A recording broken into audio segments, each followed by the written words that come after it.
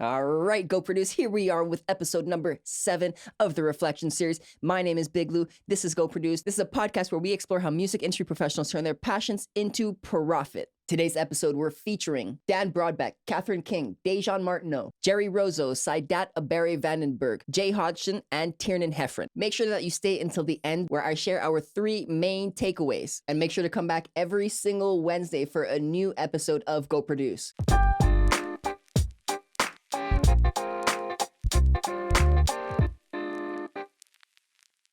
This is Go Produce, turning that passion to profit. This is for those of you who think you got it and want it. Music industry professionals, I'm talking to you. This is the Go Produce podcast. My name is Big Lou. Do you ever wonder how some people make really good music, but other people make really bad music? And then at the same time, the person next to you has a completely different opinion on the different song styles that you like. But let me ask you, what makes a good song? What do you think? Go ahead, let us know in the comments. Music professor J. Hodgson at the University of Western Ontario tells us what his opinion is on what makes a song good. The very first thing I teach my students is a quote by Claude Debussy, where he says, "Pleasure is the law.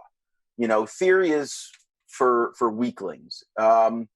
I think a lot of and I think a lot about why we have this emphasis on the technical in teaching this, partially because we're modeling hearing, but it's really the gear is based on models of hearing. So we use language from that area. So when we talk about like 440 hertz, let's say, that feels different than saying pluck that string right there. But it's the same thing. These are musical instruments, and they are used to enact a kind of creativity. Phil Ramone, I think, put it best when he sort of said, I remember it was in an Art of Record Production conference, and he was being interviewed, and he said, if you put 4 or 5 different people behind the same console in the same environment with the same musicians, they're going to produce 4 or 5 totally different sounding things. Mm-hmm. I mean, it's like, and I think about this. So when I teach production to graduate students, because they're a little further along and they can think about creativity, I'll often give them books about art written by artists, because rarely do they get bogged down in this assumption that you have to understand how your brushes were manufactured in order to create great art. And so I think it's a little bit of reassurance. I think that, in the absence of feedback from an industry, over time, you'll find a lot of young people are obsessed with the technique, because it's reassuring to think if I bust off my reverb and if I high pass the reverb and I do this checklist, then I've done a good piece of work. Right. If I have this technical checklist, I've done good work. And then over time, you just work and you realize sometimes that shitty mic that costs 75 cents, from your older brother, gets a great vocal sound off this one vocalist in this one room, and you become far less interested in the technical. Ultimately, pleasure is the law. Theory is for weaklings. The song just needs to feel good to the consumer. That's it. The artist and the engineer are now tasked to make this song feel good for their targeted consumer. Theory can definitely be used to make this process more effective, but it is not required. Once you get into the routine of actually making songs, you will get a better feel for how to make your music pleasurable. How are you going to approach your songwriting? This is how Kathryn King does hers. But I'm also somebody that appreciates the writing and the rewriting process. So there is something to be said for sitting down and laboring something out over an idea. Something may have inspired me during the day, because the music comes from a faith base. If I've heard a message in church, if I've heard a preacher or seen something on social media that has inspired me, I can sit down and labor over that point and spend days or weeks creating that way. And so really my process is probably split between those two things, but I prefer the sense of the organic download, because for me that carries an authenticity for me, and that's not a judgment on other people's process. I will never be somebody who could just crank out a song as a product because, hey, this is a great song idea and I'm just going to write it. It has to come from something personal. So are you more of a sit down and pump out an idea because it's time to do work, or organic downloads kind of person? Maybe a little bit of a mix of both. I have to agree with Kathryn that there isn't anything quite like writing to something when you do actually find that inspiration. But I would also like to say that you can take it a step further and go out there and find your inspiration. You can literally find it anywhere. If you struggle with finding inspiration, here's a tip that I've used in order to accelerate how I find mine. I write in my journal daily, and I don't write about music per se. I just write a summary of my day, what my thoughts are, what I've done, how I processed it all, and how I felt throughout it. Highlighting any part of your day and reflecting on this will allow you to find moments of inspiration. There are lots of other tricks that I use as well, but this is just one simple trick that I find works. The act of actually writing will help you when you're writing songs. Gerry Rozo shares more on this. I think that as an artist, you cannot stop writing. Like the writing process needs to be constant and consistent, because the more you write, the better you get at it and the best material comes out. So if you just write 2 songs and you just stop, then you're not using your talent as a creative person to develop everything and push the best that's that can come out of you. I think that if you just have 1 song or 2 songs, it's not as good as if you had 20 songs and you pick the best 2.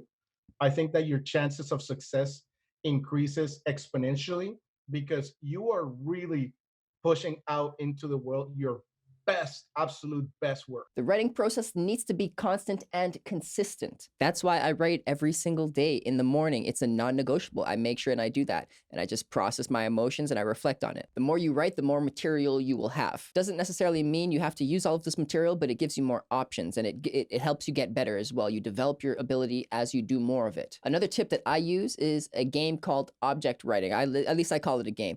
And I learned this from a songwriting circle that I participated in a couple of months ago. Big shout out to the songwriting circle. Big shout out to Act So Hard for inviting me to that. But essentially what object writing is, you write for 10 minutes, pen to paper, you can't be typing. And the only rule is you cannot lift your pen off the paper. Just essentially write for 10 minutes, whatever thoughts come into mind. It doesn't have to be a story. It doesn't have to rhyme. There's no real rules. Just write for 10 minutes and see what happens within that 10-minute period. You choose a random word, and that's the topic that you write about. It's very fun to do this in a group environment. If you have 4 or 5 songwriters around you, you all just choose a word. It's the same word, and then you see how differently these stories can come to be once the 10-minute period is complete. This is also a great way to practice writing to no beat. Saidat tells us how she struggles with this. I think everyone has their own formula for how they write music. And we are inspired by others, but we end up creating our own formula. And then we inspire someone else to create their own. So I believe there's a set pattern, but we kind of deviate from that and create our own idea. Okay. Like I have to have music in order to write a song. And it is so frustrating to me, because I've watched other songwriters going, hey, here's the song and this is what we're going to do with it. And I'm like, no, I need the beat first. Yeah. And then I write with the beat. I can't just write on my own. I'll have like a chorus. She said she needs to have a beat before she can actually write the lyrics to it. And to a degree, I feel like that's also me, because of how I've written my songs so far up to date. However, I do think that there's a little bit of flexibility in terms of writing something and then creating a beat around it. I haven't gotten to that yet, but the object writing has definitely helped me get to this point. If you do need that beat for inspiration right now, you can go to several different websites, find a couple of different beats, make sure that you're not just ripping it off the internet, make sure that you're actually giving the producer whatever they need in return, whether it's just recognition or actually some money if you're trying to release them. But if you're just trying to practice and just write on something, you could just listen to something and then just write your lyrics to it. It's a very simple way and a very easy way and a very cheap way to start practicing. Say you finally find your beat, but now you encounter writer's block. Of course, just your luck, right? What are you gonna do now? Dajaun Martineau shares with us how he deals with writer's block. That's where having formulas really helps. Because if you are ever in a point where you are lacking in inspiration, then you can easily just fall back on your formula. And if I have writer's block for myself, for example, the easiest way to get out of it is to write for someone else. He shared a couple of stellar tricks in there, and I'm going to make sure to apply those to me whenever I do, if I do encounter writer's block. I'm sure I will in the future. But oddly enough, the journaling that I did mention earlier on in this video does help me very much with writing. What's really fun about this whole process is that the more that you engage in the writing process, the more familiar you get with your creative process. And that's really, really a beautiful thing. Once you're able to harness that, you can really, really enter that flow state. Dan Brodbeck shares with us the time he experienced the creative process with Dolores from the Cranberries. It couldn't be more, I can't describe it. Okay. Because it couldn't be more kind of, if you want to call it organic. I know if you're sitting here in a room I'm sitting in with all this equipment, you can't see it this way. But sometimes it's just a drum beat and you're just playing along. Sometimes it's, if I'm writing with somebody, which I often can do online just because of the distance. And sometimes it's like, oh, I'm feeling this. Oh, okay. How about this chord, or how about this? And it, honestly, the song part takes now 20 minutes. Like, it's not that, because I don't write lyrics. So I think that's one of the things that really, really takes way more time to me. And I envy people that do it well. If somebody's got lyrics ready, or they've got an idea for a lyric, like when I worked with Dolores from the Cranberries, it got down to the point where she'd just play a chord or two, and I'd be at her house and she'd just play a chord and say, what are you thinking? Is this a rock song? Is this like and she'd be like, I don't know, whatever you feel. And she'd leave. And it was like a chord and maybe 3 notes of a melody, sometimes a lyric, but often nothing. And she'd leave go for a jog. And by the time she came back, I was expected to have a song written and recorded. As you're going through your creative process and putting the different puzzle pieces together, and you build your final product, whether it's a song or a mixtape or an EP or an album, whatever it is, you will likely be hit with a wall of relief and hopefully some pride as well, because you should be proud of the work that you've done. As you undergo this process more and more frequently, you have to make sure to have some fun with it. And Tiernan is a pro at this. He showed us what the result of practice is by bringing his energy and giving us some live requests on the episode. This is the first time we've ever done this on the show, and I want to share it with you here. Ed Sheeran. I'm gonna pick up the pieces and build Lego hearts. If things go wrong, we can knock it down. Guitar slightly edging. Go for it. Give me another one. This is fun. How about you were talking about what's the name of the Scottish guy? Talking about Scottish guy. Oh, Lewis Capaldi. There we go. Oh yeah, okay. I fell by the wayside like everyone else. I hate you, but I was just kidding myself. Every moment I started a place, but now that you're gone on the hill, the words that I need to say, you hurt on the surface, like troubled water running cold. Time can heal, but this won't. So, because my parents are sleeping, I'm not going to sing the chorus like I normally would, because I will get in so much trouble if they hear me. Oh, that was amazing. That's awesome. Okay, one last one by one of your Okay, fellow one Irishmen, go.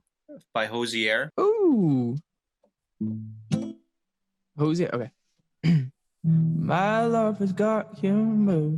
She's a girl at a funeral. There's everybody's disapproval. Should have worshipped her sooner. And if the heavens ever did speak, she's my last true mouthpiece. Every song is getting more bleak. Fresh poison each week. We were born sick. You heard him say it. Meant me to be well. Amen. Amen. Amen. Amen. Goes in. That's awesome. That's awesome. Thank you for doing Very, that. very good. Always fantastic energy from this lad. I would definitely recommend checking him out. His name, once again, is Tiernan Heffron. He's got that drive, and he's obviously very talented. Yeah, that brings us to the 3 main takeaways for the episode. That was a lot of movement, a lot of gestures there. I feel like it was kind of awkward, but whatever.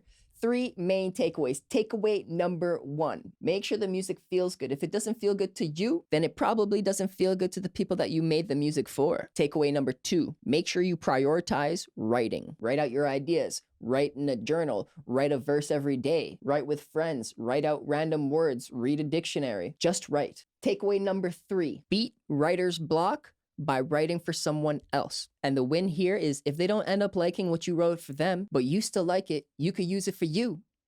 With all of that out of the way, next week we're going to be diving into our conversations that we've had with people from TV, from radio, from apps, and educators. It's kind of hard to categorize them all together, but they are all very important. They're integral parts of the music industry. I'm super excited to get into that. This will be our final episode for the Reflection series. That will be episode number 8. That is next week. Following that, we will have season 4 underway, and you can expect that in 2 weeks' time. That'll be coming out mid-June. With that fun information out of the way, I want to give you all a shout out. Thank you so much for watching all the way through. If you at all enjoyed this, make sure to hit that like button. Go ahead, hit subscribe, and hit that little bell notification so that you can get notified whenever we release our episodes every single Wednesday.